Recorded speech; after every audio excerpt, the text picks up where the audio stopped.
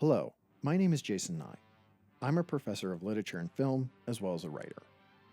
I'm looking forward to talking with you about this film because, in my book, this is a top 20, maybe even top 10 example of film noir.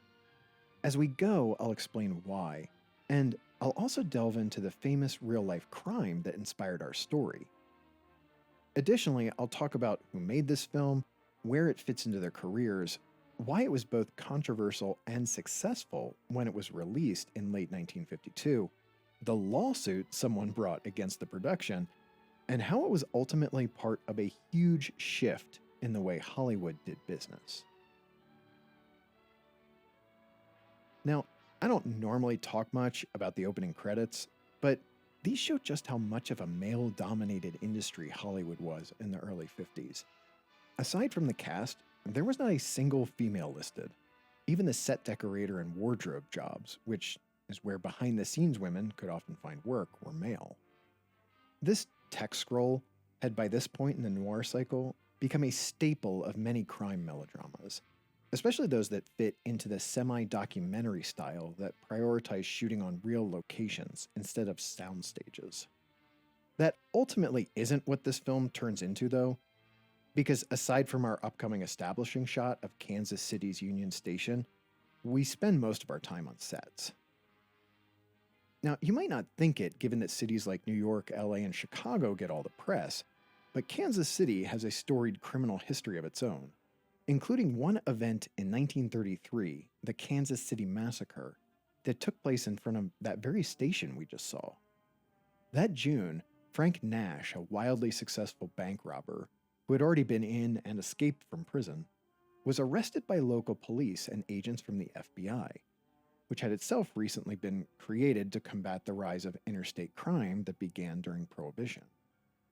In fact, during this time, it was still technically known as the Division of Investigation, itself a new iteration of what had until that time been known as the Bureau of Investigation, or BOI.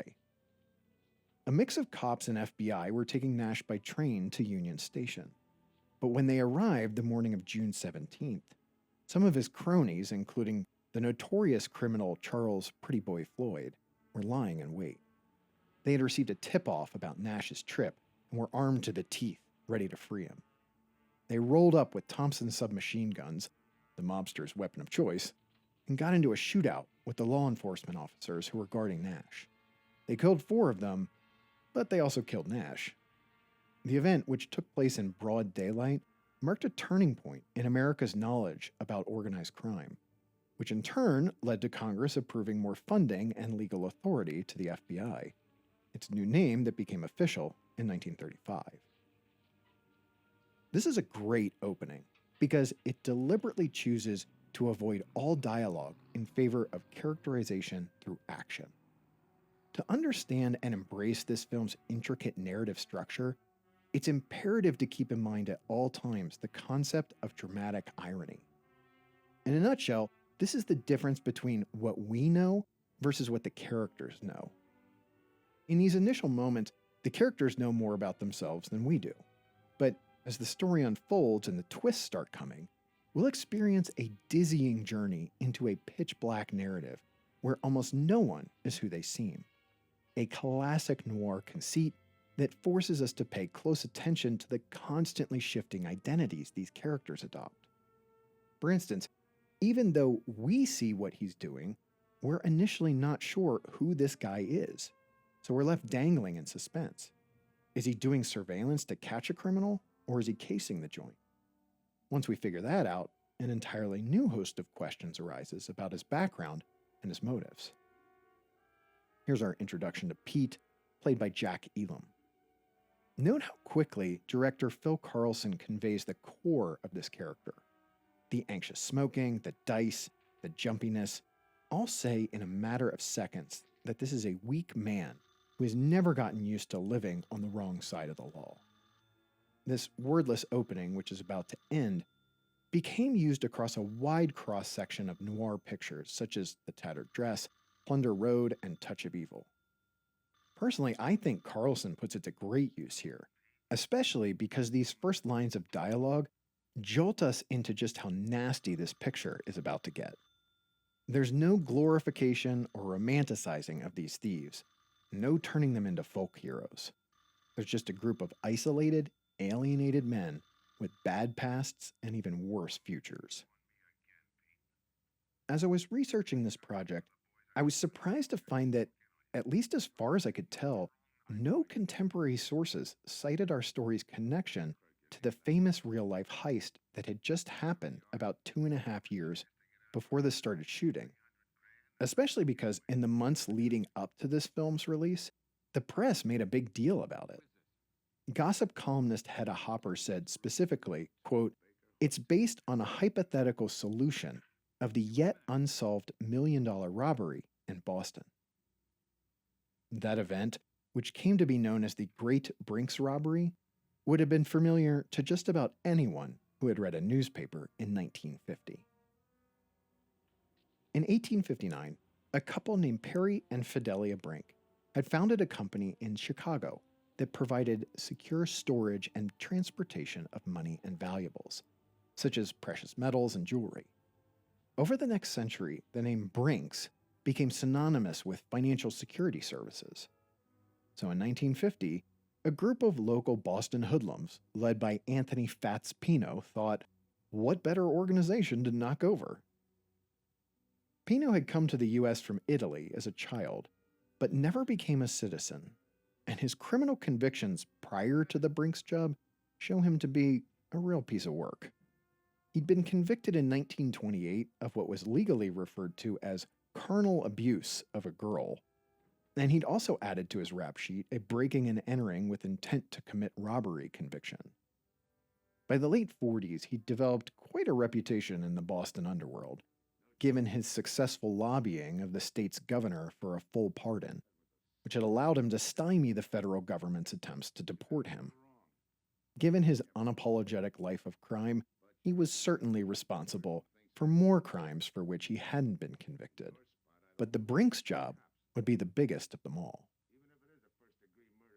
This mask is such an unsettling image, but in a way, it serves as a symbol of so much of what we're about to see. With only a couple of exceptions, every character is almost always putting on either a figurative or literal mask. This is also our first of many instances of blunt force violence. This was a Phil Karlson trademark, something I'll explore more once I dive into his career and approach to films like this one. In 1947, Pino recruited 10 other men for his heist: Irish, Italian, one Jew, including James O'Keefe and Stanley Albert Gusciora, two other well-known Boston hoods. O'Keefe, in particular, had developed a reputation as the city's apex predator of robbers, even going after other guys who operated in the shadows of the underworld. For 18 months, these men staked out the Brinks building at 165 Prince Street in the city's North End neighborhood, memorizing every entrance and exit, every delivery of money, every pattern of behavior by the company's employees.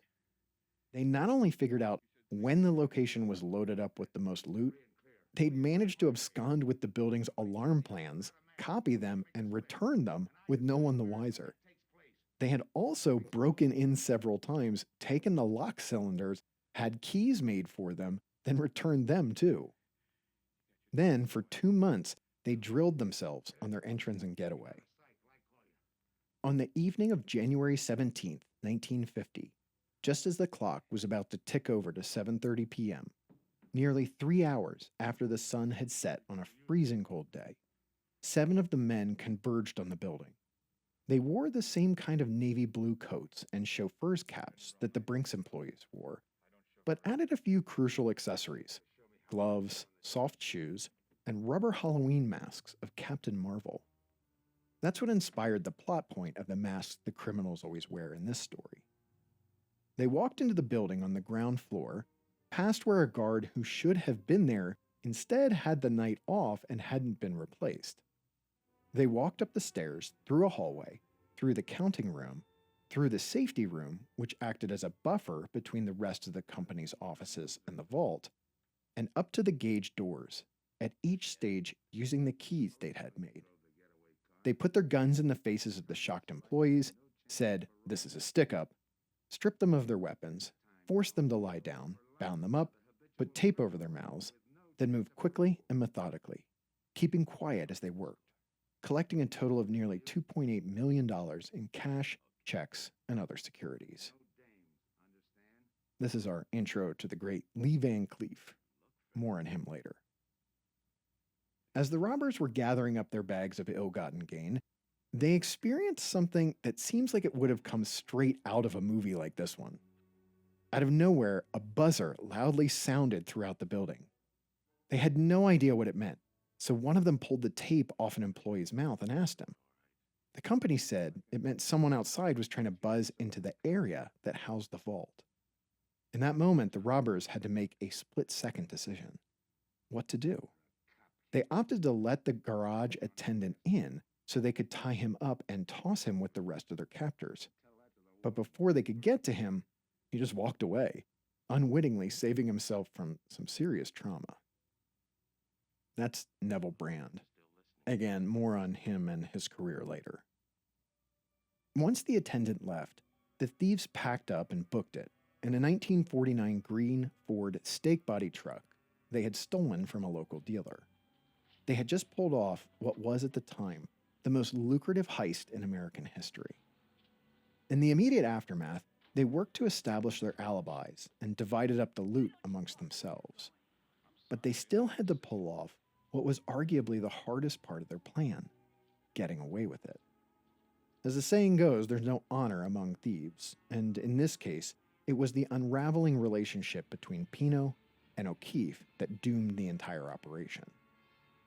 Initially, because of their careful planning, the police and FBI had almost nothing to go on. They had the ropes the men had used to tie up their victims, a roll of tape they'd used to cover their mouths, and a cap one of them had left behind. But that was about it.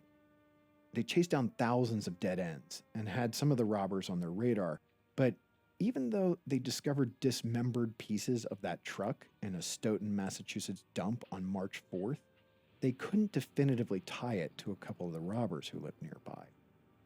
However, the career criminals couldn't stop doing what career criminals do. That summer, O'Keefe and Gusciora went on a crime spree through Pennsylvania, got caught, got convicted, and spent some time in the slammer. They wanted money for their defense from their partners in crime, but didn't get it. And this especially rubbed O'Keefe the wrong way. Word was trickling out about the rift, which only served to confirm what the FBI had suspected.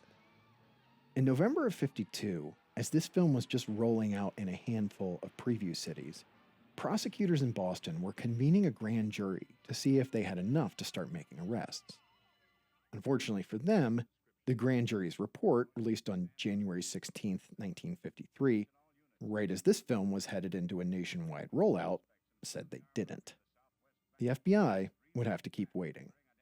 Until the spring of '54, when O'Keefe got out of prison and started hitting up the same group of guys for money, because he was once again in trouble with the law and needed some dough for a lawyer.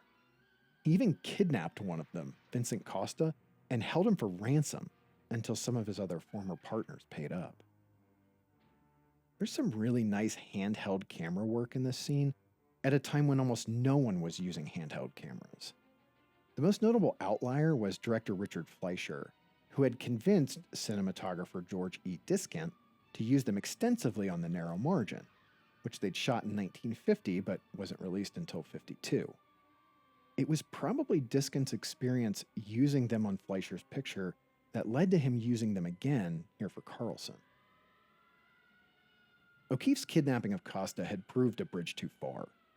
On June 5, 1954, someone shot at O'Keefe while he was in his car, but missed. 9 days later, O'Keefe went to confront Henry Baker, another associate, and the two men got into a shootout. They both missed. 2 days after that, the hitman the crew hired, one Elmer Burke, nicknamed Trigger, Natch, did his darndest to take down O'Keefe, firing over 30 bullets at him from a machine gun. This time O'Keefe was wounded, but survived. Burke was arrested and jailed, but escaped just 2 months later. Meanwhile, some of the other guys, Payne included, were facing mounting legal problems of their own, and O'Keefe had gone into hiding, only to be found and jailed but this time also placed under protective custody. The FBI kept visiting him in prison, and while he initially didn't seem ready to talk, they eventually developed a rapport. On January 6, 1956, just 9 days before their statute of limitations was set to expire, O'Keefe spilled the beans. At the resulting trial, all 11 of the men were found guilty. But to this day, there remains one great question at the center of the case. What happened to all that money?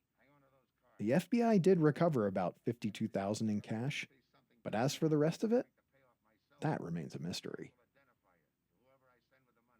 As we just saw, John Payne's character Joe has fallen into a classic noir plot. The innocent man wrongly accused and forced to go it alone to clear his name. He's a regular guy, our Joe. Regular name, regular job. He's meant to be relatable to all of our regular audience members. A cautionary tale about just how easy it can be to find yourself trapped in a nightmare, with everyone against you and no easy way out. This is just one of many testosterone-laden scenes when Foster tells the other two guys that he's taking the bulk of the loot, and they'll have to meet up with him later to get their cuts. There is so much macho posturing going on in this picture, starting with Foster's blackmailing scenes, during which Van Cleef's Tony Romano gets off a rejoinder to Foster's demand about no dames that I'm surprised got past the censors, given what it insinuates. They all want to be the alpha. This film didn't have a big budget, so they had to get creative with how they shot scenes like this one. In a second, we'll see one of these guys open the door onto a rear projection shot.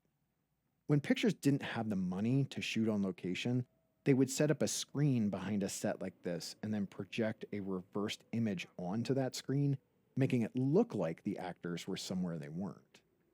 That's what we just saw there, and then see again here as the truck drives away. Then we get the classic noir interrogation scene, with a sweaty guy under a bare light bulb in a cramped room, surrounded by cops pressing in on him. We find out a few things here about Joe. He's a World War II vet, but he also has a rap sheet. Nothing too big to alienate him from the audience, but enough to make him the perfect patsy for another crime like this robbery. One of Noir's go-to narratives was the story of the damaged vet who came home to a population that didn't much care about his contributions to their freedom. This regularly made for a trenchant cultural critique of how America treats its veterans that sadly hasn't lost any of its relevance in the intervening years. But at least Joe isn't suffering from amnesia like the vets in Somewhere in the Night, High Wall, The Clay Pigeon, and The Crooked Way, the last of which also starred Payne. Like we just saw, Karlson and Diskin often frame our point of view just over the shoulders of characters, making us feel a high degree of emotional closeness with whatever that character is experiencing in that moment. They're also intentional about low versus high angle shots. For instance, we're meant to sympathize with Joe's plight by looking up at these cops in their intimidating positions of power, just like he is. The other strategy Karlson adopts is a relentless procession of close-ups on many of the characters, both good and bad. This wasn't standard practice for the time.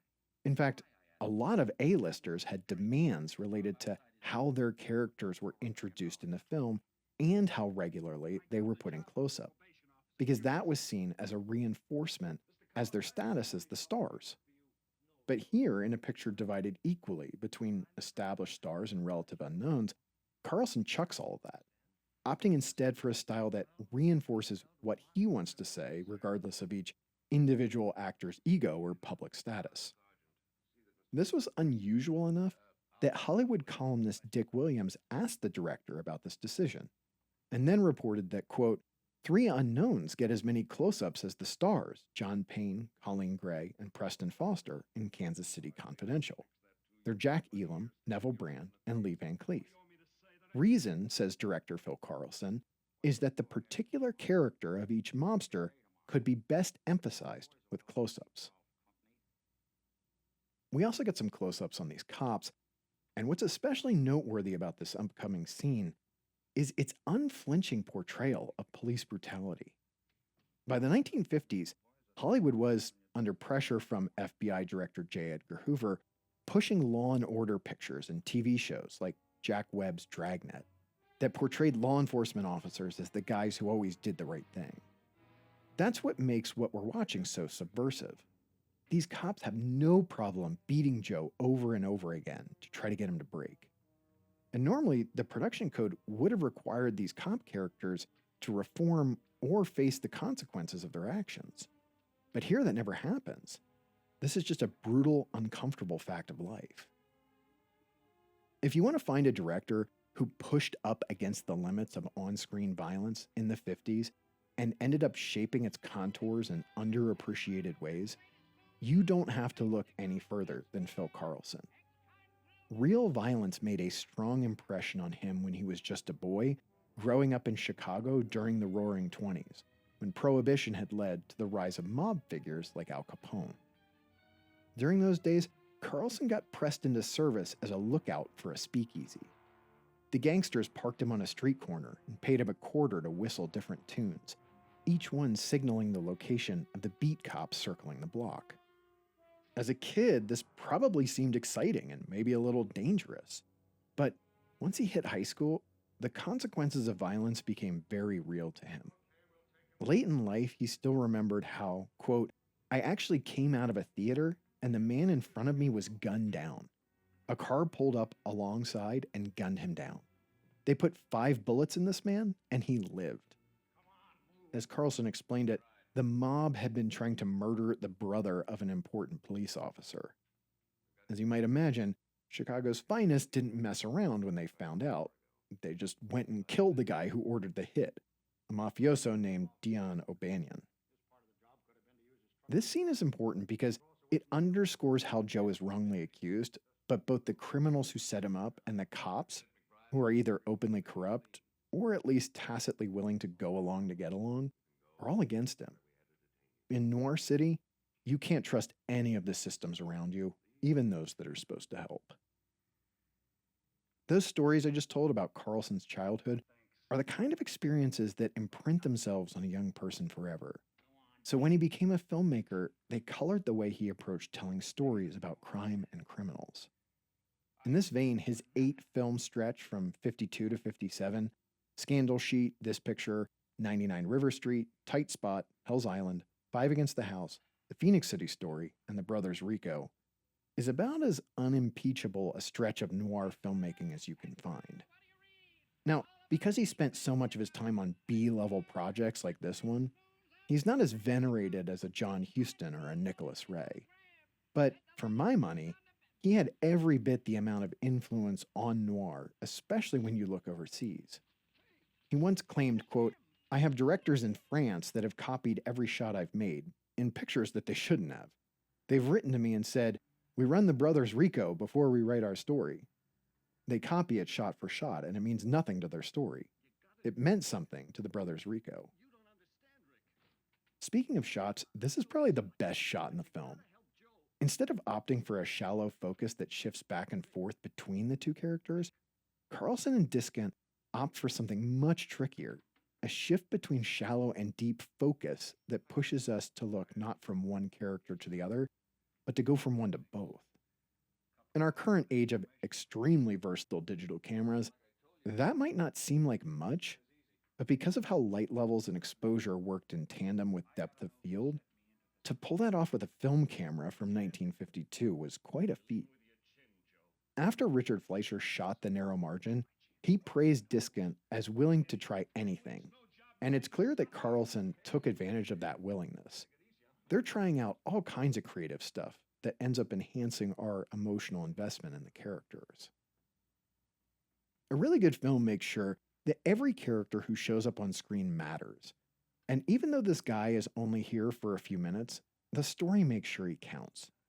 Because as it turns out, unlike the fragile bond between the robbers that's based on manipulation and coercion, and unlike the bond between the cops, which exists only to further their power, the bond between these vets transcends such self-interest. Given what they went through together, no masks are needed between these two. I should point out that not everyone has overlooked Karlson's career. In 2007's Encyclopedia of Film Noir, co-author Jeff Mayer says that, quote, Phil Karlson was one of the best, if not the best, director of low to medium budget film noirs in the early 1950s. He could take what would be conventional stories in the hands of a less talented director and imbue his films with a pervasive sense that the world was an endlessly violent, arbitrary place. Mayer then sums up his position this way, quote, Phil Karlson is the most important noir director in the 1950s. When I first read that, I wasn't sure I agreed with it. But then, as I started comparing Karlson's quantity and quality of output over the decade, I think he might be right. Orson Welles only made one great noir during the decade, Touch of Evil, along with a bizarro noir-tinged retread of Citizen Kane known alternately as Mr. Arcadin or Confidential Report. Nicholas Ray's quality across Born to be Bad, In a Lonely Place, The Racket, and On Dangerous Ground matches Karlson's, but his output doesn't. Conversely, Don Siegel's 850s noirs match Karlson's quantity, but not necessarily the quality. Fritz Lang is probably Karlson's closest competitor, with 7 noirs of variant merit. The Big Heat at the top, down to divisive fare like While the City Sleeps and Beyond a Reasonable Doubt. Or if you're like me, Clash by Night at the bottom. Yeah, heresy, I know. During this decade, Billy Wilder made 2 masterpieces of noir, Sunset Boulevard and Ace in the Hole, but again, that's 2. What about John Huston? Again, 1 classic, The Asphalt Jungle. I don't count Beat the Devil as noir, it's too comedic. A lot of these directors and others such as Raoul Walsh, Edward Dmytryk, and Robert Siodmak made their most significant contributions to the genre in the 40s. So I think I actually agree with Mayer.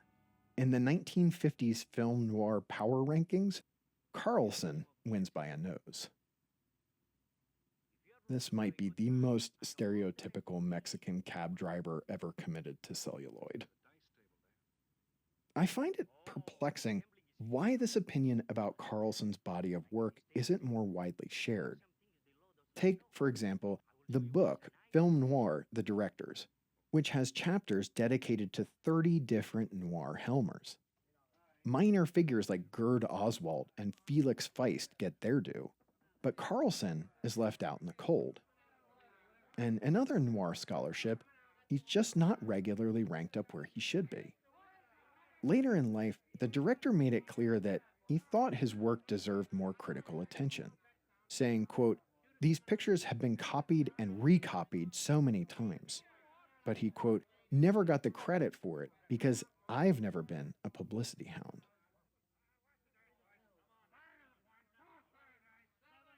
It's shots like these that keep us off balance as viewers, with the goal of maintaining our full attention. Thankfully, Karlson was just as clear-eyed about the, shall we say, less venerable features he made for Poverty Row at the beginning of his career. Before finding his groove in film noir, he actually got his big break because of his relationship with comedian Lou Costello. He'd sold gags to Lou and the two men became friends. Costello decided to finance Karlson's first feature, which led to 15 total pictures at Monogram, one of the better of the Poverty Row studios. Karlson later admitted, quote, how I got my first picture to direct is one of the big miracles of all time, and how I continued directing is another miracle, because that picture was probably the worst picture ever made. He's speaking here of the 1944 clunker, A Wave, a Whack, and a Marine. He said, quote, it was a nothing picture, but I was lucky because it was for Monogram, and they didn't understand how bad it was, because they had never made anything that was any good. Hey Phil, tell us how you really feel. Here's one of the first showdowns during which Karlson plays with dramatic irony. We know who both of these guys really are, and Joe knows who Pete is, but Pete doesn't know who Joe is. We're now on the inside with Joe in an advantageous position over and against the thieves. That's how we know how to interpret the way these dice rolls are going. In craps, if you roll a 12 like Pete does the first time, it's an automatic loss.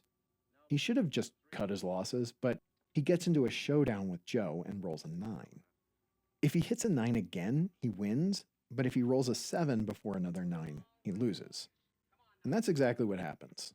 It's a prophetic moment for us, but not for Pete, who's too busy trying to defend his manhood to a stranger. As I mentioned earlier, one of Karlson's most enduring contributions to film noir is his brutal, no-nonsense approach to violence and its consequences. As you might expect, he sometimes had to tone it down to get the Production Code Administration to give his films their stamp of approval. For instance, when reviewing the script for the Phoenix City story, which is about mob corruption, the head of the censor board wrote to Karlson and basically told him, "Listen, you have to take out the car running over the little girl's head."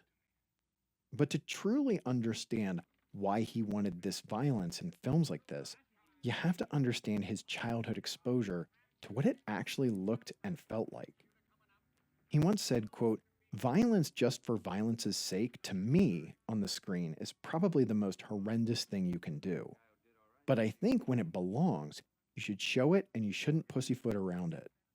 You should put it on there the way it happened. When people are shot, they bleed." In other words, showing the realism of violent behavior and its aftermath was worth doing because it's supposed to elicit a negative response that carries over into real life.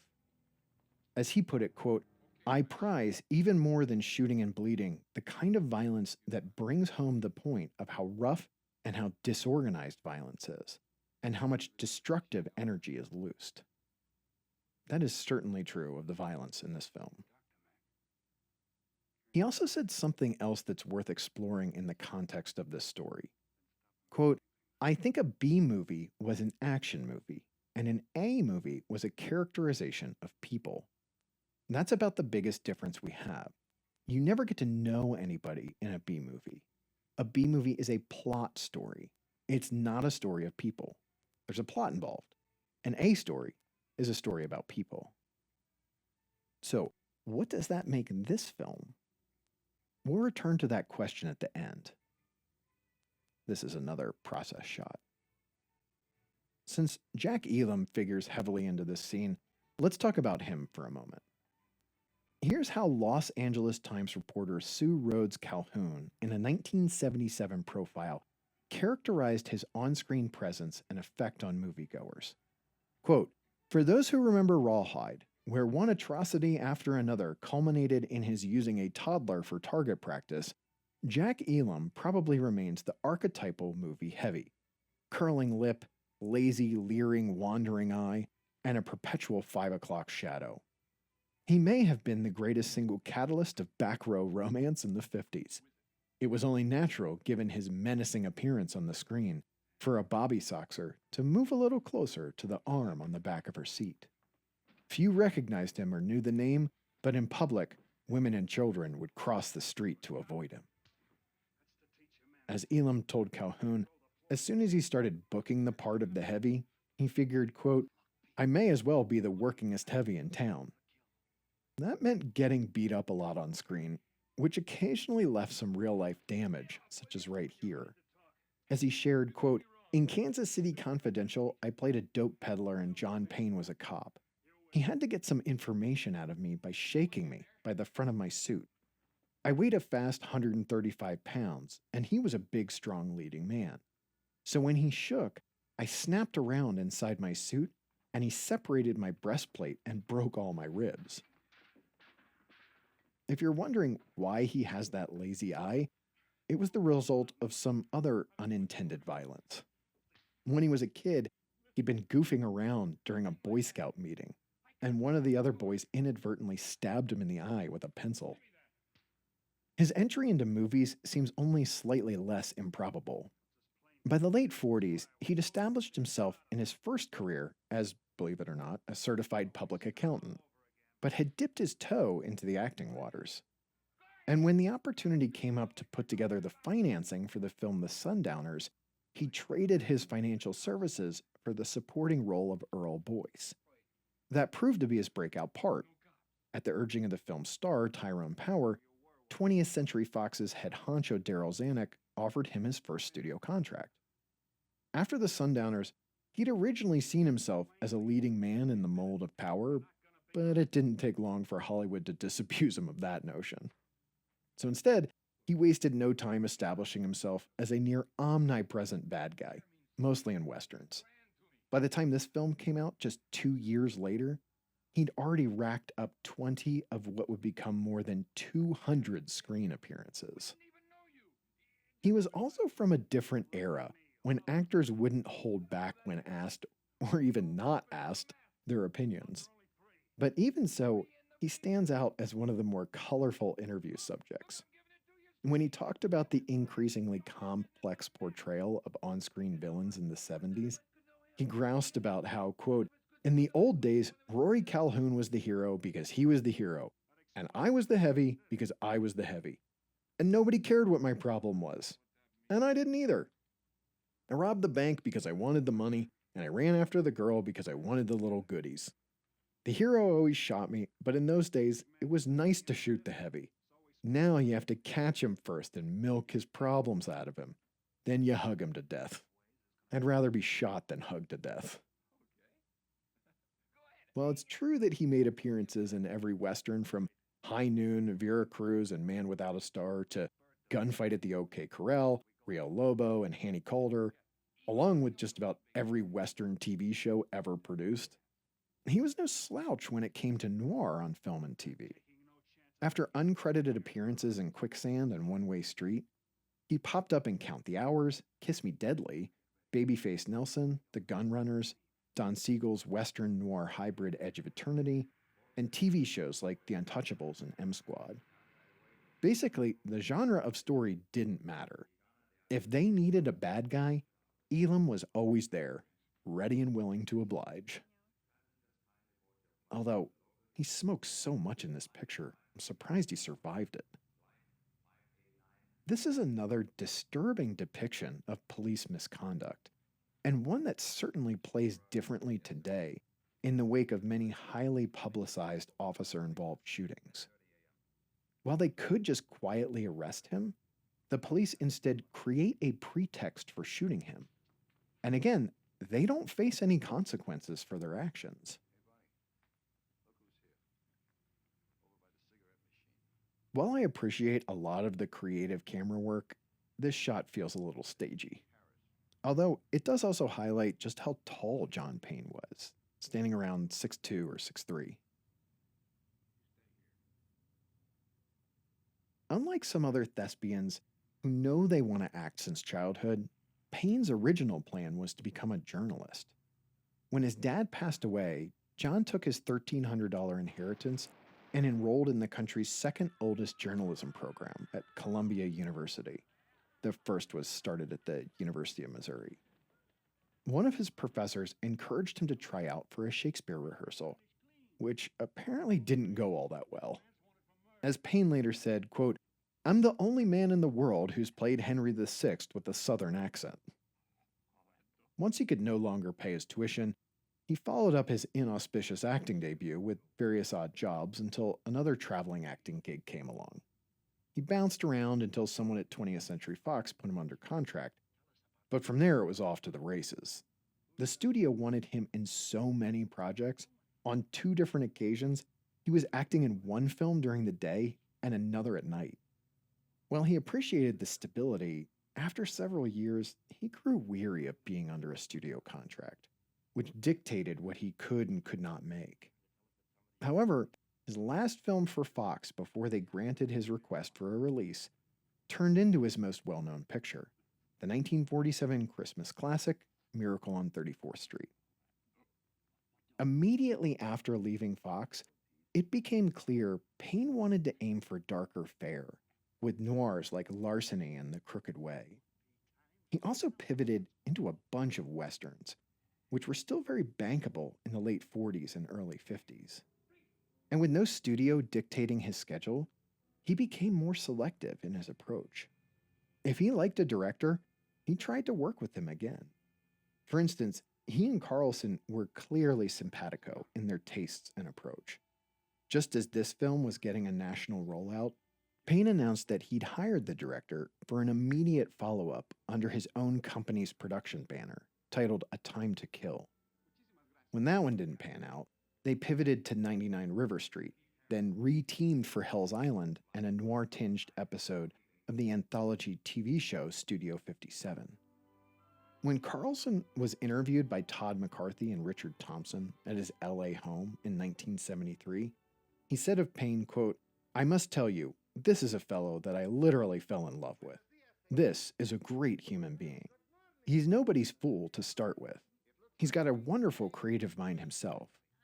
Kansas City Confidential was written in here with he and I loaded with a bottle of scotch. We wrote the entire script, and then we turned it over to a writer to put it in screenplay form." Here's our introduction to Teresa, played by Donna Drake. She has quite the complicated backstory, which I'll get to in a bit.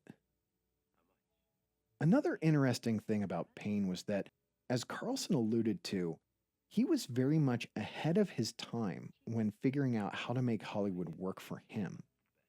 When this film's producer, Edward Small, and his partner, Saul Lesser, first decided to hang out a shingle for their independent production company in 1951, they initially christened it the Small Lesser Firm.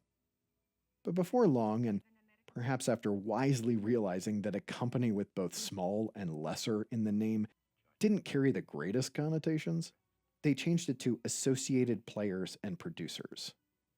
It could also be because they brought on an additional partner, Samuel Briskin. Their calling card would be shared equity with both actors and directors, an idea that had first broken into the mainstream just 1 year earlier, when Jimmy Stewart's agent Lou Wasserman negotiated a then unique contract with United Artists that, in lieu of a big upfront payday, gave the actor 50% of the profits on director Anthony Mann's Western Winchester 73.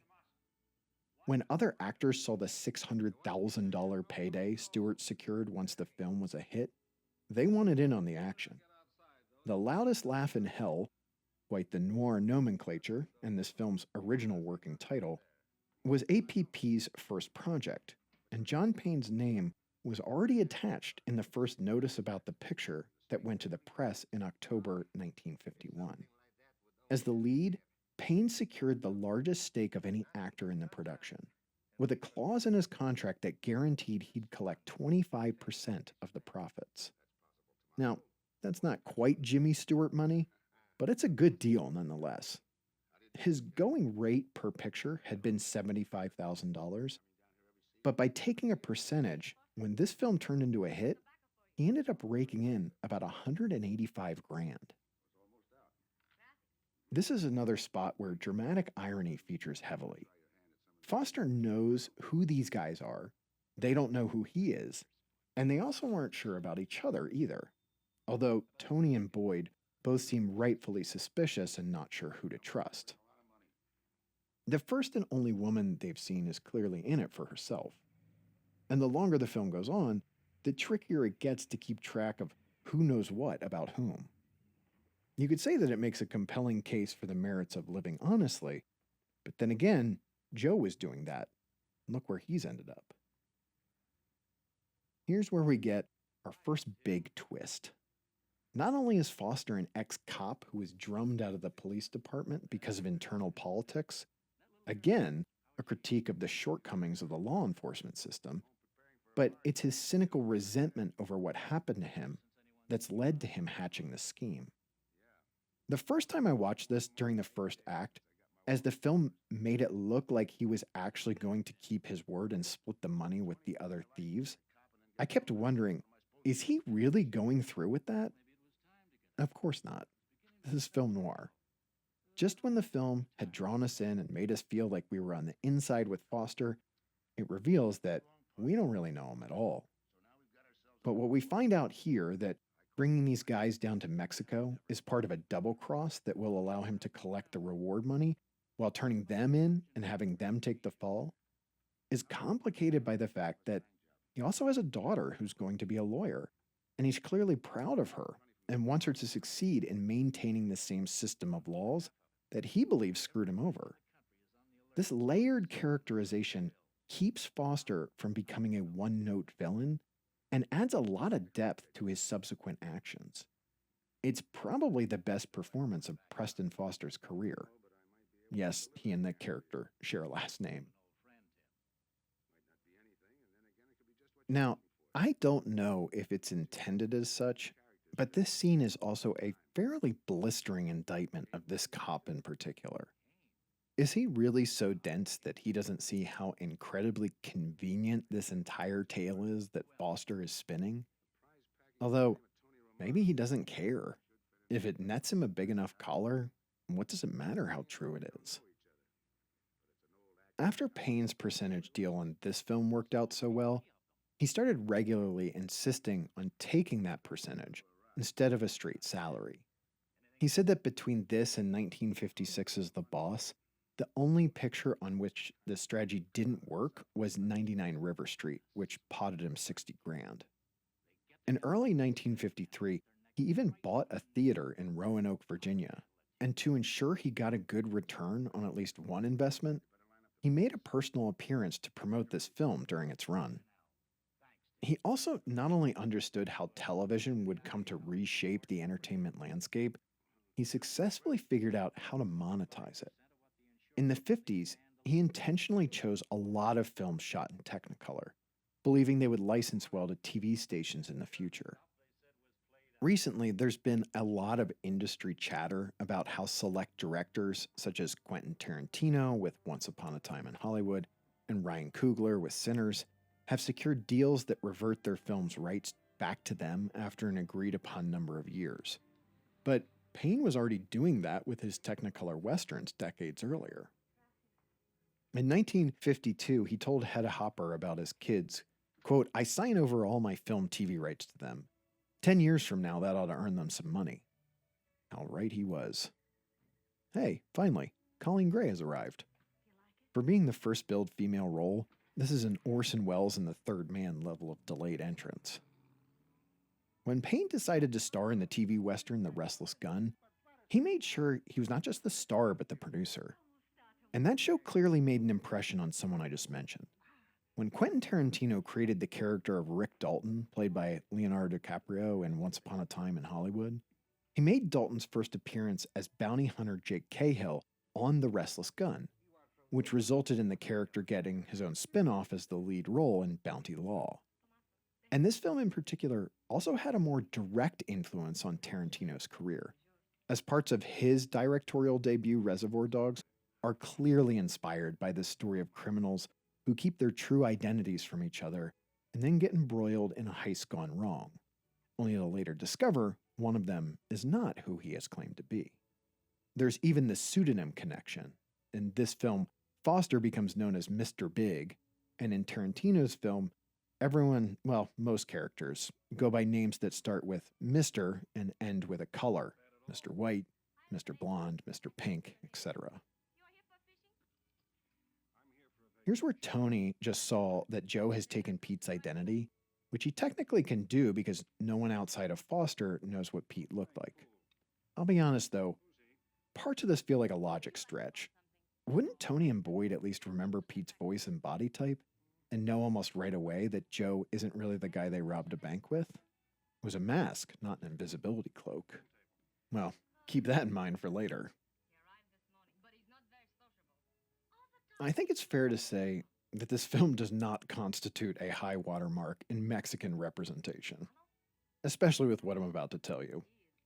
In September 1942, a newspaper column titled "Triple Threat Trio from the Torrid Zone" appeared from Hollywood columnist D. Lawrence. Here's the subheader: "Three Latin lovelies have landed and have Hollywood under control. They can sing, dance, and act, and they may start a revolt against Movieland's established queens." Lawrence mentions the other Latinas in Hollywood who preceded the most recent group, Dolores Del Rio, Lupe Velez, Maria Montez, before shifting into profiles of the titular three. One of these three was Donna Drake.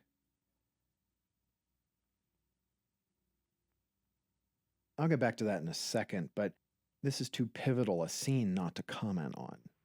Here's where we get our second big, but perhaps slightly predictable twist that Helen is the daughter of our main heavy. Again, dramatic irony is at play, as this new knowledge will add additional wrinkles to our understanding of both characters, especially once it becomes clear that she's romantically attracted to Joe, who she knows not as Joe, but as Pete Harris. And also, her father doesn't yet know that he's not the real Pete Harris. Like I said, it gets pretty complicated. What are you doing here? I thought you had a lot of studying to do. I've got news, Dad. Important news. Now, according to Lawrence, Donna Drake's biggest challenge was booking parts that allowed her to remain fully clothed. But as the columnist states, and I'm going to read a lengthy portion of this for reasons that will soon become clear, quote, "It would be hard to feel sorry for anyone who looks as breathtakingly alluring most undressed as Donna Drake. She's 5'1" of correct curves in correct places. In a war-weary world, that's a welcome relief from hard facts and sorry headlines. So the gal will probably stay just as undressed as she has been in her next pictures." Lawrence then pivots into a biographical sketch, saying, quote, "Hardly anyone ever thinks of Donna Drake without remembering her amazing name troubles. Right now, she's very happy with Donna Drake as a title, refers to herself as Drake, and seems to have forgotten all her previous names, but they are an imposing list. First, there was the name she was christened, Una Novea, when she was born 22 years ago in Mexico City. She is the daughter of a Mexican father and an Irish mother. When she was 4 years old, the family left Mexico and settled in Philadelphia, where her father ran a chili parlor. At the ripe old age of 13, she started her career in the chorus of the Paradise Show of N.T. Granlund. Here, she was known as Una Villon, and soon graduated from the line into featured numbers. She danced and sang and had already started playing every instrument she could get her hands on. It was then that Oral Johnson came out of the West with a girls' orchestra, and no one to lead it. Una was an easy choice, and her name now became Rita Rio. For 4 years, the outfit was a real success. They landed a radio contract and toured one-night stands. Oral Johnson and Donna owned the band jointly, and they played theaters, hotels, honky-tonks, college dances, and roadside stands. It was just a short jaunt from here to Hollywood, so Rita showed up at the film capital and announced her availability for stardom. After literally and actually shoving aside outside office flunkies, she reached the big bosses, only to be given the same shove-off. A less determined person than Rita would have given up, but being pushed around was old stuff to her by now. She stuck it out, and her own perseverance, coupled with the friendship of Dorothy Lamour, finally landed her a small part in Aloma of the South Seas. At this point, her name became Rita Shaw. Rita looked swell in a sarong, but still found herself waiting around after the picture's release. Never one to give up easily, she waited. Eventually, she landed a good part in Louisiana Purchase and was featured singing the title song. Here is where she tied on to the label of Donna Drake, and it seems to be sticking. Now, there's just one problem with Lawrence's profile. Much of it is not true. Joe just dropped a Kansas City reference into the conversation, just to see what would happen. He clearly has no problem playing with fire. And like with the earlier scene at the craps table, I like how they've set this scene with another backdrop that underlines the stakes of this interaction. This is also finely scripted, with just about every line carrying some kind of double meaning. They almost have to, given the amount of deception each character is throwing around. He's also about to drop the ripped king on the table, which signifies different things to different characters. For Tony and Boyd, it's a sign that he's Pete, but for Foster, it's a sign that he's not Pete, because he's the only one who knows the real Pete.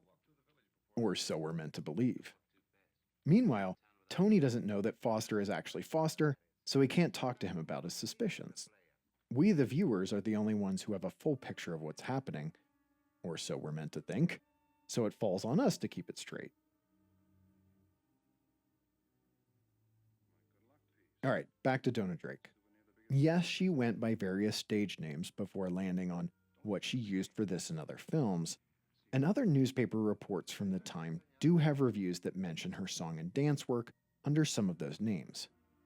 But what Lawrence doesn't include, because Drake didn't tell her about it, was the one name that would have undone everything the young actress was trying to accomplish. Donna was not born una novea, and she wasn't from Mexico City. She was born in Florida and did not grow up in Philadelphia. Her parents, Andrew and Novea Westmoreland, named her Eunice, and they weren't Mexican, they were black. From a young age, their daughter, having grown up in the Jim Crow South, would have been acutely aware that public knowledge of her black heritage would have instantly shut the gates of career opportunity. So she did what many black or mixed race individuals who could present as white or brown did. She passed. It clearly worked because either no one found out, or if they did, they kept it private.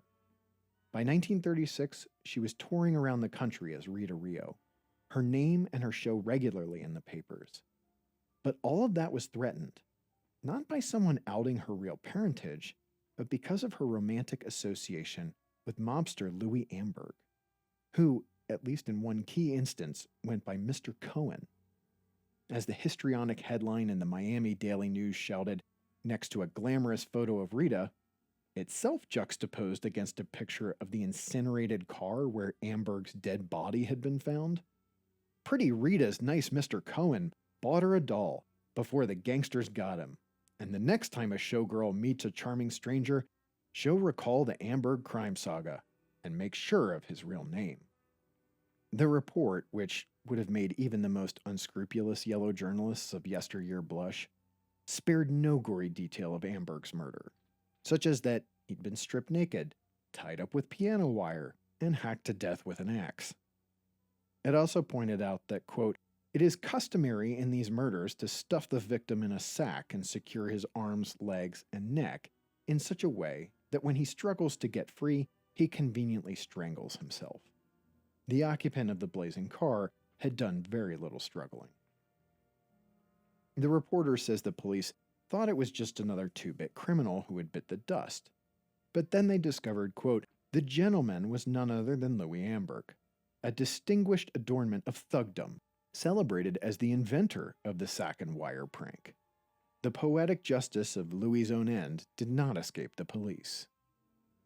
Now, how much truth this report contains is certainly open to debate. It often reads like a piece of cheap, hard-boiled fiction, but it certainly makes for colorful copy. Because in this tale, if Amberg was the villain, Rita was the innocent, doe-eyed victim. Just listen to the way the paper begins her character sketch. Quote, he was such a nice young man, not a bit fresh or conceited. He wasn't always on the make for a girl like most of the cavaliers along Broadway. No, indeed.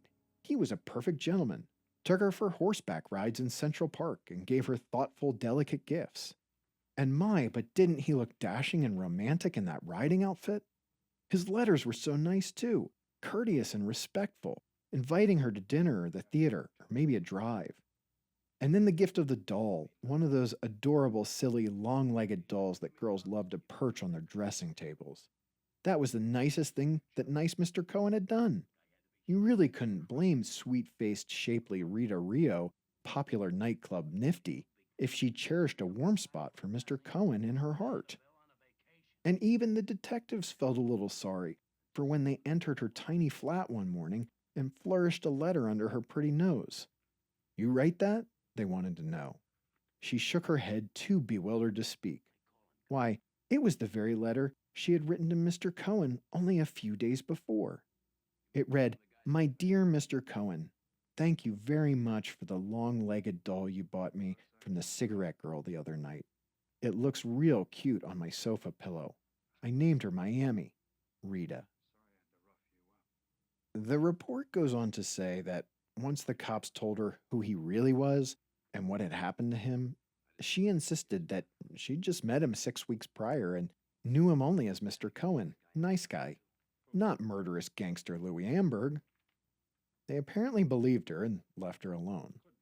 As the column flippantly notes in its closing paragraph, quote, to Rita Rio, on her upward path to fame and fortune in Hollywood and New York, These revelations were extremely painful. In her future relationships, she will undoubtedly require a genealogical chart. Here's where we get Joe throwing suspicion on the man they're now calling Mr. Big. So, how much did she actually know? Was she really as innocent as she claimed? Like so many things about her, this will probably always remain a mystery. What is clear, though, was her arrival in Hollywood, where she signed with Paramount in the early 40s. But when the press came around asking questions about her origins, either she or Paramount, which had just signed her, invented that backstory that explained her complexion. In a profile from 1941, she actually claimed to be half Mexican, 1/4 Irish, and 1/4 French. But by the time Lawrence wrote about her a year later, she'd dropped the French. There are other details in that profile that are off. For instance, by Aloma of the South Seas, Drake had already made several brief appearances on screen in features and shorts, but it's the central misdirect in her origin story that remains so consequential. It might be easy to forget now, but passing was a way of life for many Black or mixed individuals, including other actresses in Hollywood such as Merle Oberon and Carol Channing. So much so that by the time Drake had established herself in the industry, fictional stories about people like her had already filled the pages of classic works of American fiction, such as Harlem Renaissance writer Nella Larson's masterful modernist novella Passing, which arrived in 1929. Hollywood had even explored the topic on screen in 1934 with the film Imitation of Life, which Douglas Sirk remade in 1959. But for Drake, this wasn't fiction. It was a reality she had to deal with, a mask she felt she needed to wear every day of her life if she was to pursue the career she enjoyed. Here's where Helen talks about men's ridiculous behavior. Many noirs present two competing visions of women in the same story. First, you have the femme fatale who uses her feminine wiles to get what she wants, even if that requires some murder.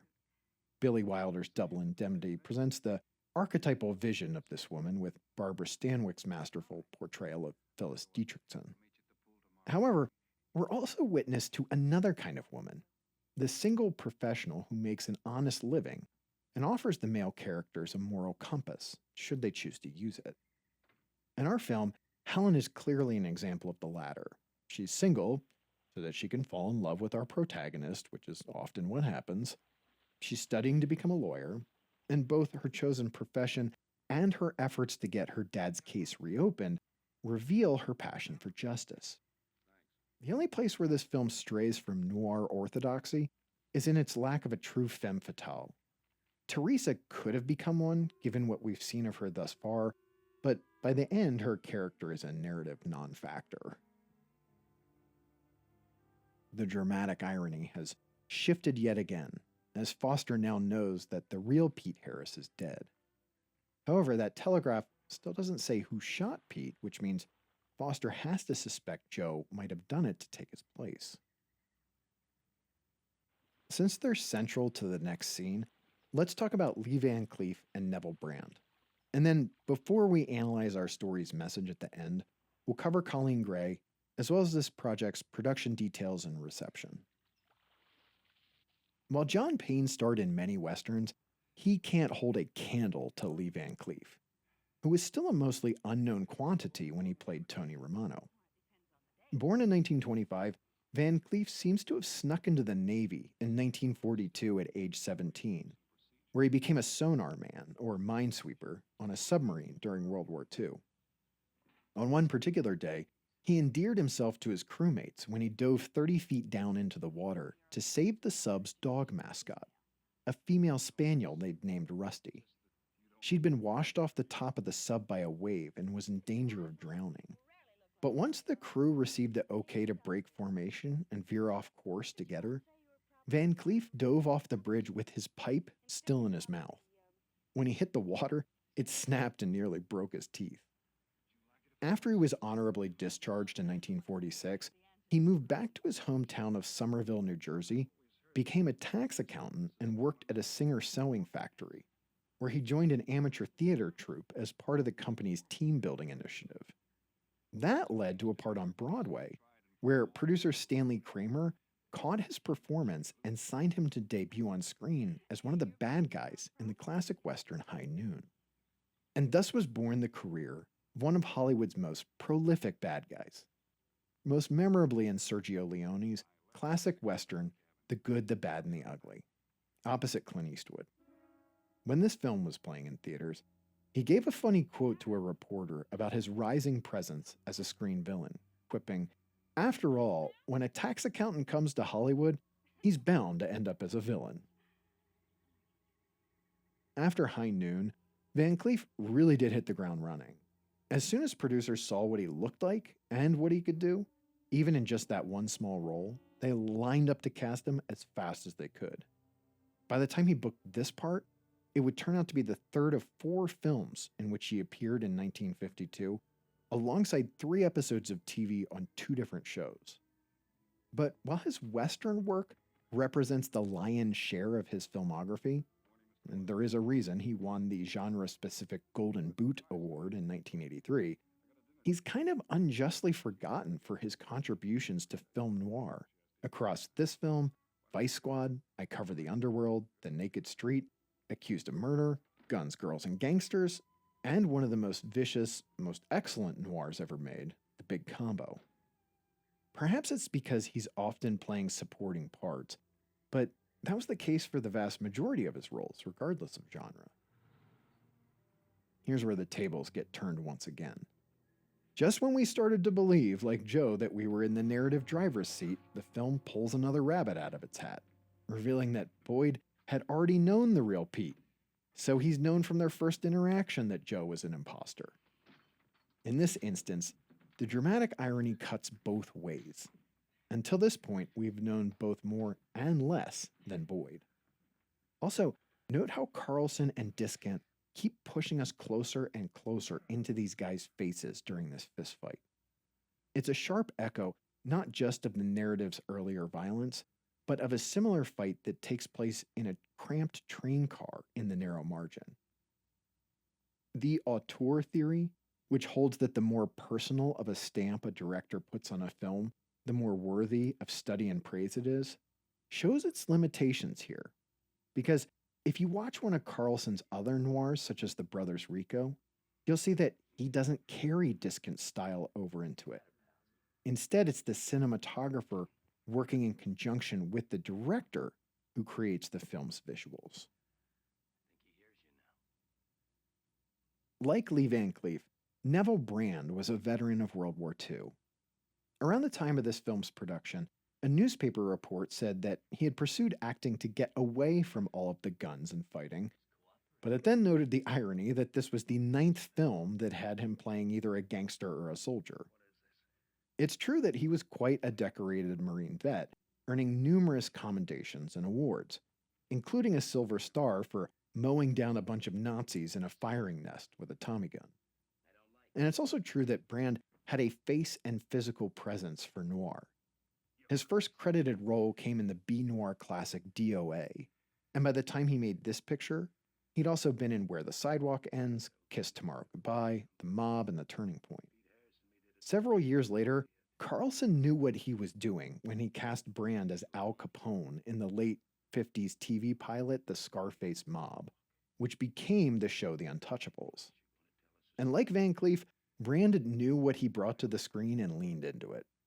In 1977, he told a reporter, quote, "Listen, with this kisser, I knew early in the game I wasn't going to make the world forget Clark Gable.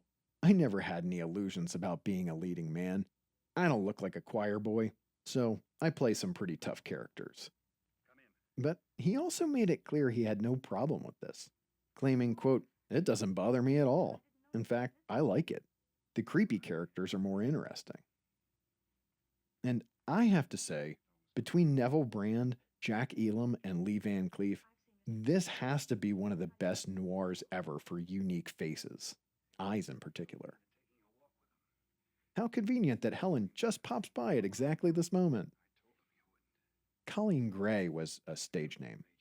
She'd been born Doris Bernice Jensen to a Nebraska farming family. She'd wanted to be an actress since her childhood, but given the Jensen's strict religious convictions, she had to sneak looks at neighbors' copies of Hollywood gossip magazines like Modern Screen and Photoplay. Whenever she was able, she'd scrape together her dimes working as a hair setter for a ticket to her tiny town's only movie theater.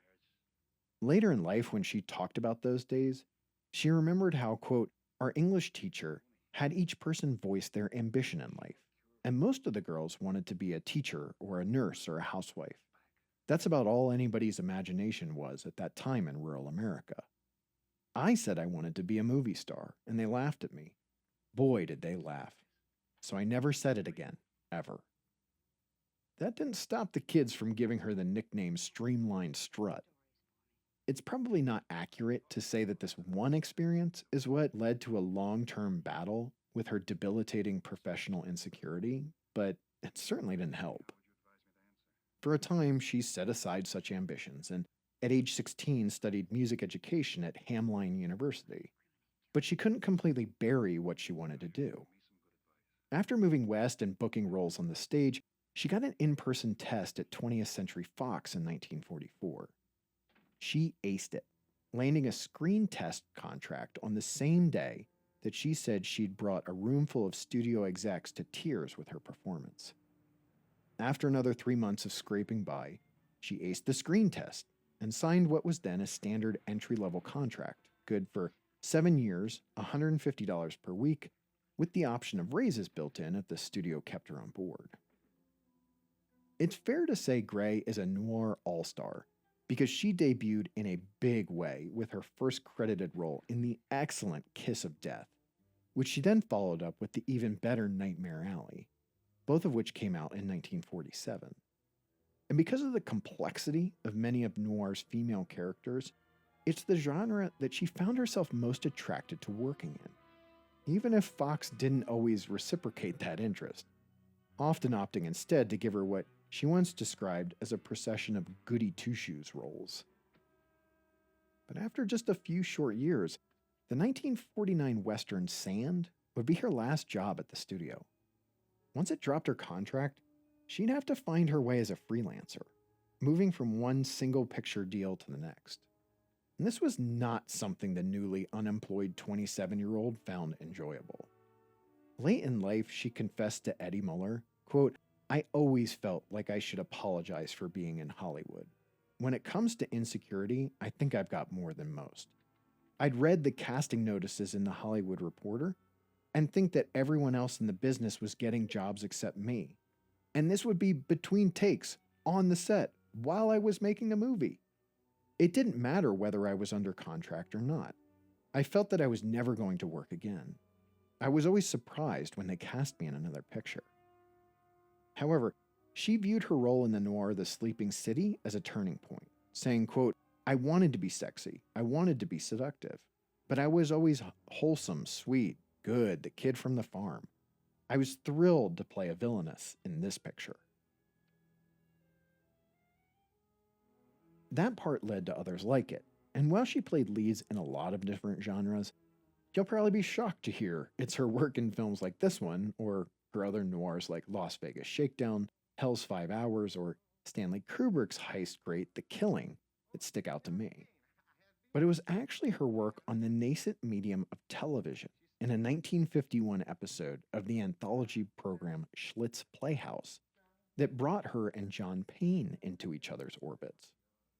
It wasn't long until the two struck up a romantic relationship. And when Gray's daughter Susan, from her first marriage, had a birthday party on this set, Payne brought his kids from a previous marriage, Katie and Tommy, to celebrate. Hollywood gossip columnist Erskine Johnson even reported that Payne and Gray experienced such sparks on set that Johnson thought they might end up getting married. They didn't. And when talking to Muller about it, Gray admitted, quote, maybe I was too anxious. Maybe I wanted it more than he did. He pulled away. She was one of those actresses from this era who turned in great work, booked a lot of leads, but wasn't so popular that she could avoid TV, which, unlike now, was then seen in a distinctly lower class than films.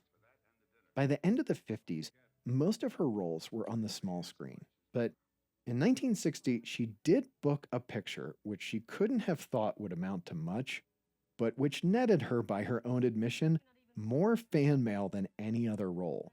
The lead in the schlocky sci-fi horror picture The Leech Woman, which, while certainly not a noir, gave her another crack at a femme fatale. She last appeared on screen in 1986 and lived a long and full life, passing away in 2015 at the age of 92. As I mentioned earlier, the way this picture came about was pretty unique for its time. Producer Edward Small wanted to start filming on New Year's Day 1952 under the production supervision of Audrey Schenck, an experienced hand at overseeing low-budget noirs such as Shock, Repeat Performance, T-Men, and Undercover Girl. But then Payne had to shoot Caribbean Gold, so they still hadn't started rolling in February, and Schenck departed the production in March because Lesser had offered him his first shot at the director's chair with Cave Girl for RKO, a project that quickly fell apart, probably due to Howard Hughes, who was in the process of torching his own studio. This led Schenck to form his own competing independent company that later made noirs such as Shield for Murder and Big House USA. That March, APP secured Phil Karlson on loan out from Columbia to direct. But by early May, one detail was still in flux, because Small was in conversations with the famous/infamous Jack Late and Lee Mortimer, longtime tabloid journalists who had recently gained new levels of recognition through their series of supposed exposés of big city depravity. These books became known as the Confidential series.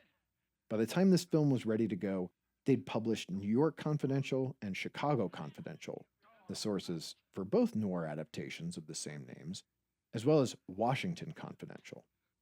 Small had recently switched this title to Kansas City 117 and was mulling another change to something confidential, perhaps to drum up extra publicity based on the associated name. He got the legal sign-off from them to use Chicago Confidential in exchange for $5,000. And perhaps he's glad that's as far as it went, because the authors ended up getting sued for libel for $500,000 during the week of this film's Chicago premiere. This might be the sweatiest noir ever made. These guys always look like they're about to pass out from dehydration. Weirdly, though, even after Small got the okay from them, he wasn't sure he wanted to set the film in Chicago. While he figured it out, he filed title claims with the Title Registration Bureau of the MPAA for Los Angeles Confidential, Miami Confidential, San Francisco Confidential, and New Orleans Confidential. Curiously, he never apparently considered Boston. And then for some unknown reason, he settled on Kansas City. The same month Small met with Mortimer and Late, he set a start date for the first week of June, and by month's end, the picture was in the can, as just one of the many films on his slate. United Artists very much wanted to be in the Edward Small business, signing him in mid-May to a deal that would see him produce 13 total films for them, with 10 arriving by the end of '53. However, if you're wondering why this is the only picture produced under the Associated Players and Producers banner, it's because UA apparently only really wanted to partner with Small, not Lesser or Briskin. After this, he would continue to release through UA, but through various other company names, not APP. This scene is pivotal for understanding why the film ends as it does, and it gives Gray a chance to flex some acting chops. By this point, Joe is nearing the breaking point, seeing his existence as nothing but darkness. So when Helen offers to help him, he tries to push her away in an attempt to save her from falling into the pit with him. But it's her steely response that shows her to be an equal, someone who's just as tough as he is when it comes to standing up to the world's evils. It's also worth noting that at this point, and really all the way up to the end, there's enough ambiguity around Joe to make us wonder if there's not at least a kernel of truth in the speech he just gave, that maybe he really has been tempted to take Pete's place and his cut. As I mentioned, United Artists released this picture, which makes perfect sense once you understand the context of Hollywood at the time.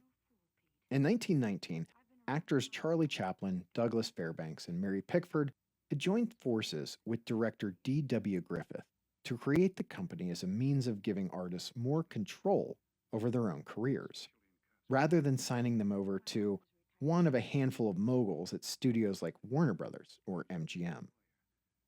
These lofty ideals belied a much more contentious reality.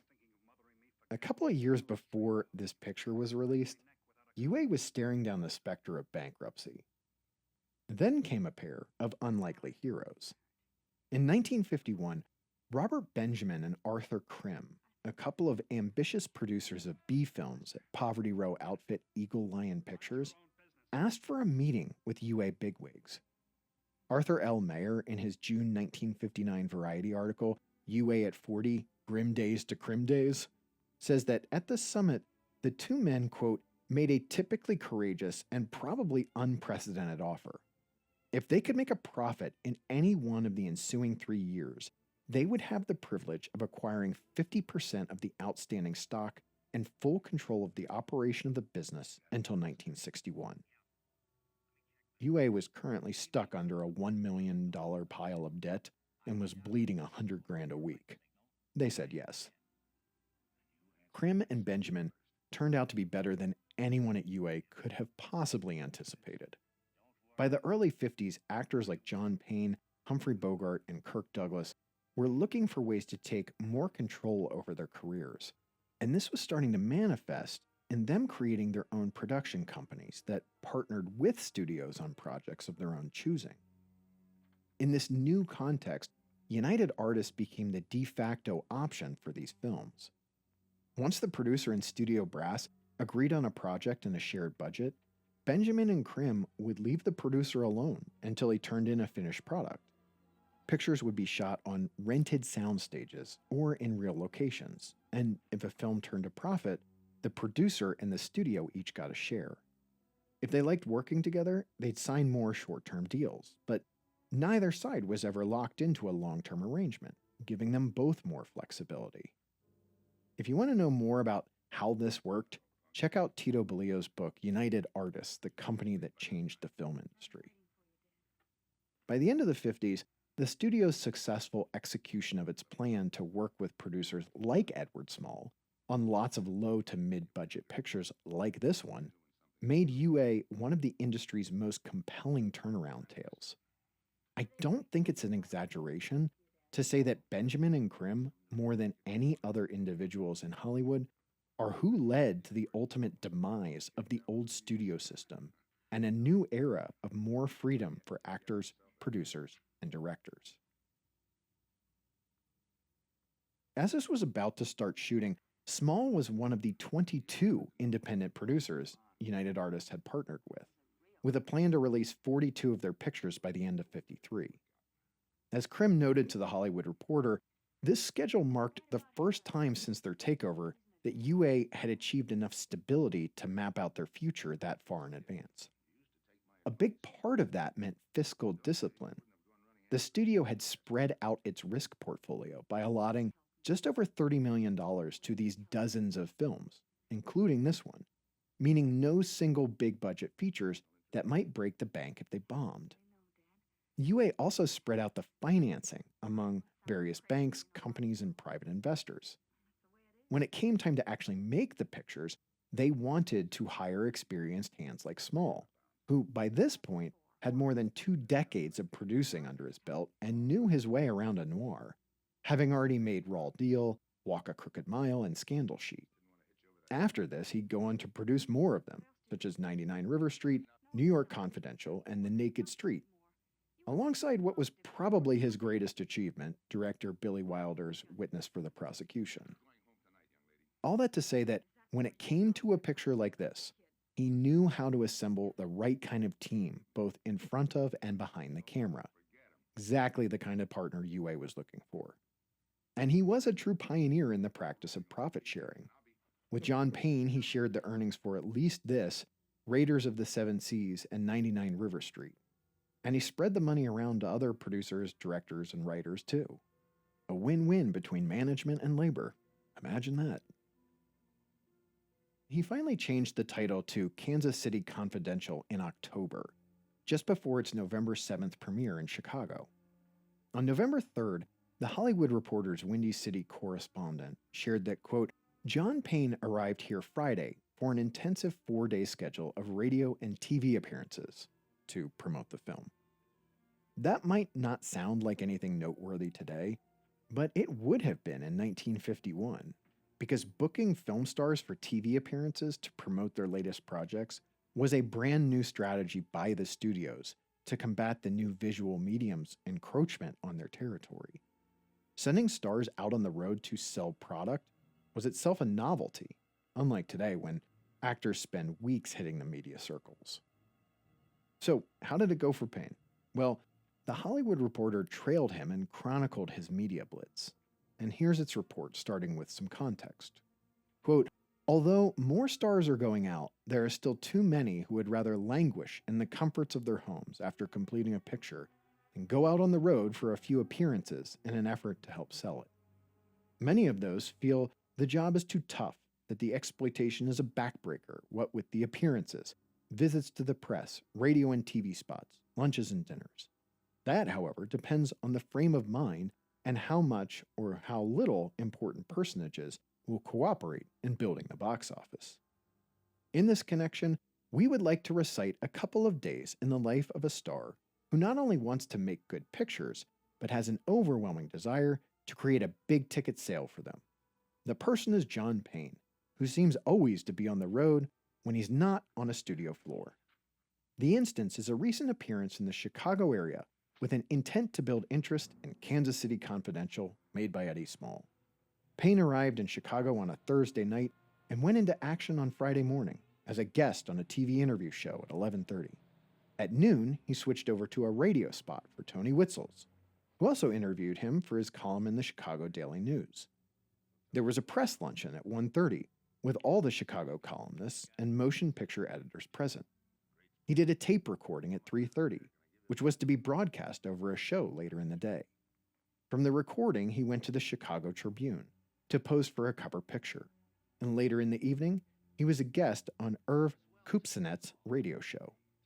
The next day, Payne was a guest on an NBC network radio show at 8:30 in the morning. At noon, he was a guest on another program for Bill Evans, then lunch with a group of newspaper people, and at 2 in the afternoon, an NBC TV show. All these tied in with 3 appearances at the Woods Theater showing his picture. The result was great business of Kansas City Confidential in Chicago, which business will be reflected in later runs in the entire area. I've never seen a reflection shot like this one in a film from this era. It's a matte, but between that and this shot, which probably took a lot of work just to mount the camera, it shows how everyone involved was willing to go the extra mile to create something memorable. What we see in that Hollywood Reporter story is the birth of the modern media promotion cycle. Also worth noting, the perfect way to get a star out on the road? Give him a share of the profits. That'll get him pounding the pavement. Coleen Gray joined Payne for the premiere itself, and the gambit paid off. The first week, the film pulled down a solid 20 grand, dropped only to 15 grand in weeks 2 and 3, and still pulled in 10 grand in its 4th week. By then, momentum was building. When it opened in Philadelphia during Thanksgiving week, it pulled in $17,000 at the Goldman Theater, good for the best opening across the entire city that week, despite some heavy rains keeping a lot of people home. And Variety noted something interesting, that typically the Thanksgiving to Christmas season was a downtime for the film industry. But despite these headwinds, this picture was performing the best out of all the newcomers. This is unlike now, when the holiday season is one of the strongest annual periods for box office returns. This is why UA didn't roll the film out until January, which again is the opposite of now, when January is one of the slower months, and even was in recent decades known as a dumping ground for studios who just wanted to get rid of films they didn't believe in. When this picture hit the Paramount Downtown and Hollywood Theater in Los Angeles in mid-January, it did well, debuting to $29,800, a strong opening for a single theater. It also got a big release at the Globe on Broadway in New York City and again did well. I don't have the week 1 numbers, but it collected $14,500 in its second week, good enough for the theater to scrap its initial plan to bump it after 2 weeks and hold it over for a third when it collected another $9,000. Ultimately, it worked its way up to a profit of about $750,000.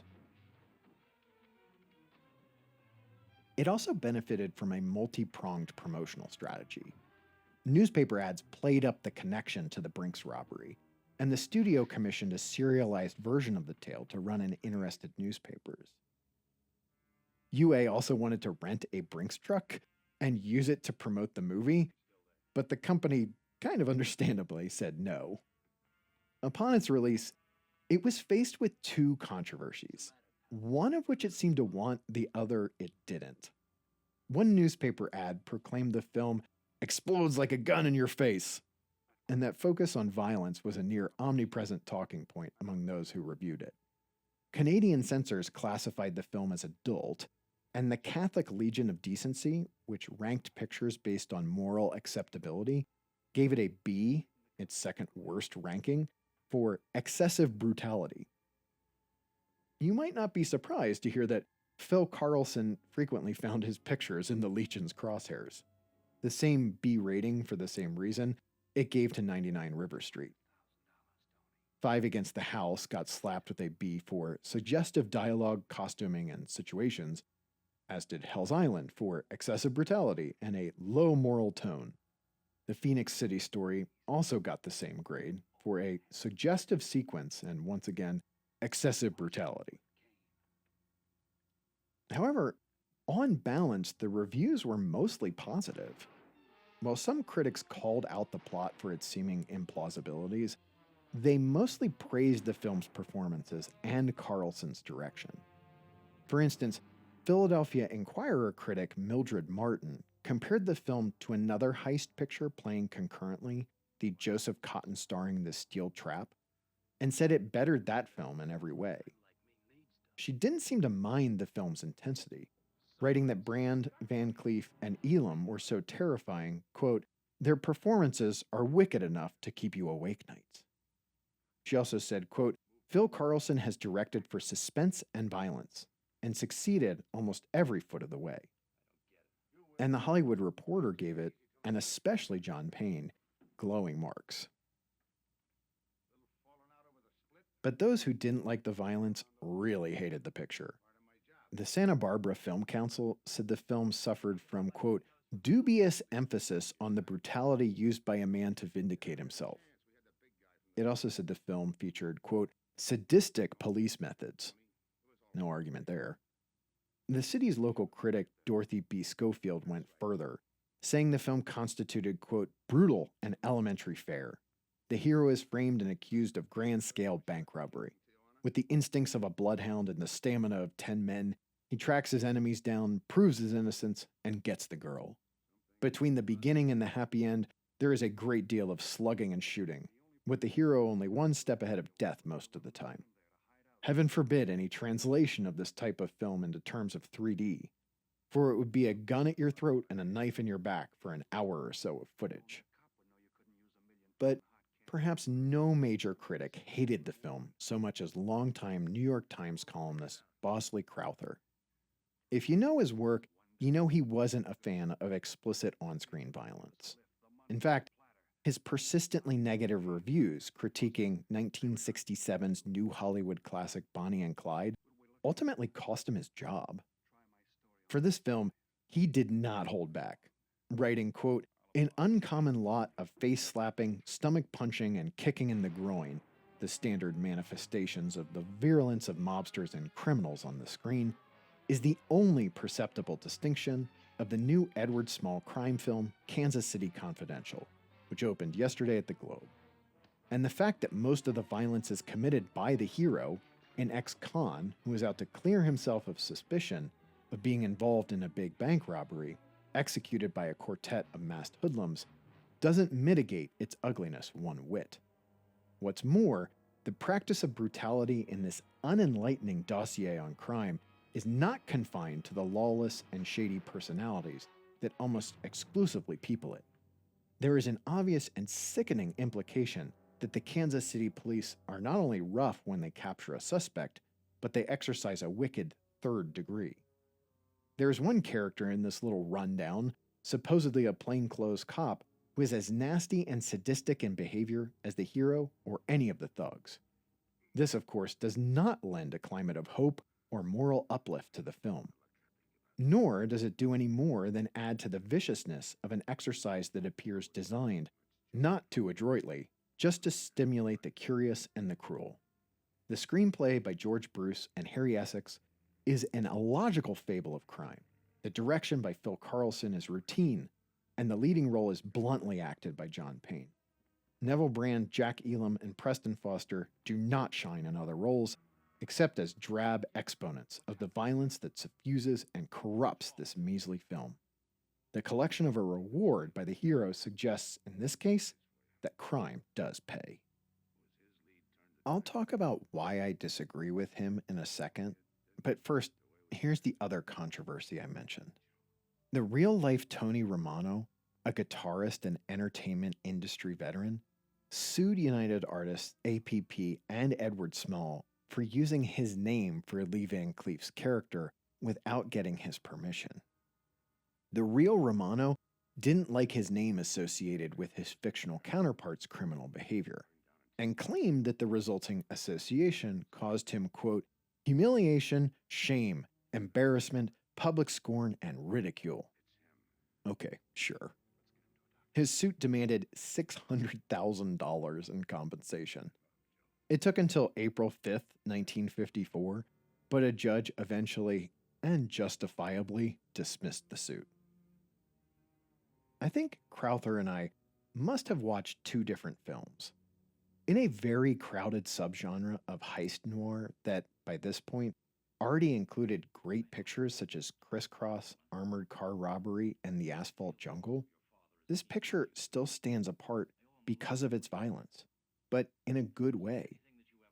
Depiction does not equal endorsement, a critical distinction that Crowther seemed to have either ignored or rejected. The violence in this film is meant to show us just how ugly and brutal and undesirable the criminal world can be. This story, with its many layers of dramatic irony, shows us just how exhausting living a life of deception can be. But through the character of Helen, who, I should point out, is only on the screen for about 15 and a half total minutes, the story also shows us that we don't have to, and indeed should not, accept the darkness as inevitable.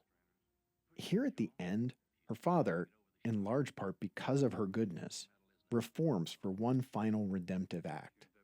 Even if, in true noir fashion, the only way out of this mess is another lie, only now motivated by selflessness. Some folks might not like this quote-unquote happy ending, which concludes with these characters getting together, and I understand that sentiment. But I also think it's worth embracing the idea represented here, that while evil exists in the world, we can overcome it. So, is this a B picture, just concerned with plot, or an A picture, primarily focused on character? I'd say it's a mix, and there's nothing wrong with that. Until next time, thanks for listening.